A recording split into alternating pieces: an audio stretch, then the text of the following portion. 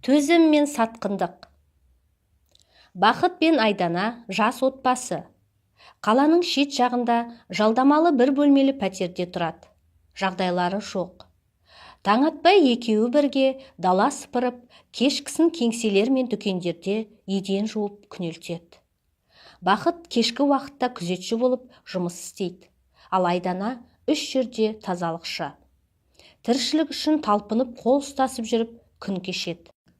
Армандары бір өз кәсібін ашу, бір шаңырақта бақытты өмір сүру. Арада 2 жыл өтеді.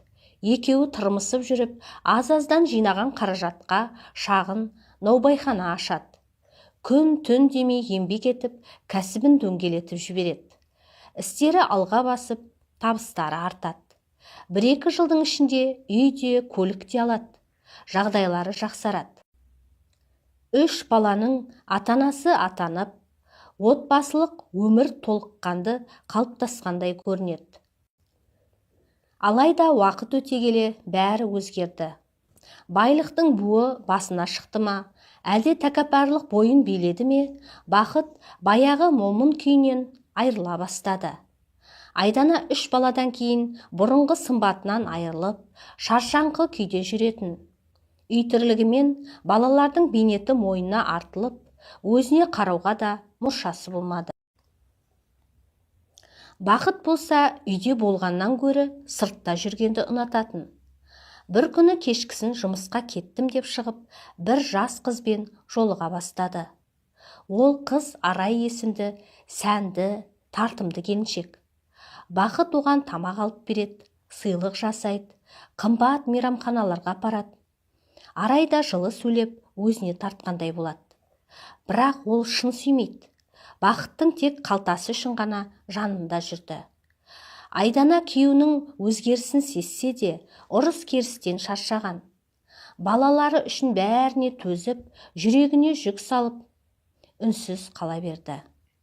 Бір күні Бақыт әйеліне ауыр сөз айтып, үйден шығып кетті. Айдана 3 баламен жалғыз. Ал Бақыт болса, күнін Араймен өткізіп, бұрынғы өмірін ұмытып кеткендей. Бірақ Бақыт баянсыз болды. Наубайханада бір қатар қиындықтар басталып, табыс төмендеп, жалға алған ғимараттардан айырылып қалады. Сол кезде Арай да көзден ғайып болды. Сенен енді не пайда? Дегендей бір күні телефондарын сөндіріп, із-түзсіз жоғалып кетті. Бақыт не істерін білмей, бұрынғы өмірін еске алды. Қасындағы әр жетістікке жетуіне Айдананың рөлі үлкен екенін ұқты. Ол кезде ол бірге жүріп, бірге күрескен. Таңмен тұрып, түнмен ұйықтаған. Бірақ сол жанды қадірлей алмады. Қатты өкінген Бақыт бір кеште үйінің есігін қақты. Айдана әлі де сол үйде 3 баласымен мұңлы жүзбен қарсы алды. Бақыт зерлеп кешірім сұрады. Көзінен аққан жас ішкі өкініштің айғағы еді. Айдана үнсіз тыңдады. Тек бір-ақ сөз айтты. Сен мені жұрттың әйеліне айналдырғансың, ал мен сені ер еткен әйел едім. Сол түнде Бақыт үйден кетті. Бірақ жүрегімен енді мәңгіге жалғыз қалғанын сезді. Байлықты да, әйелді де бәрін жоғалтқан еді.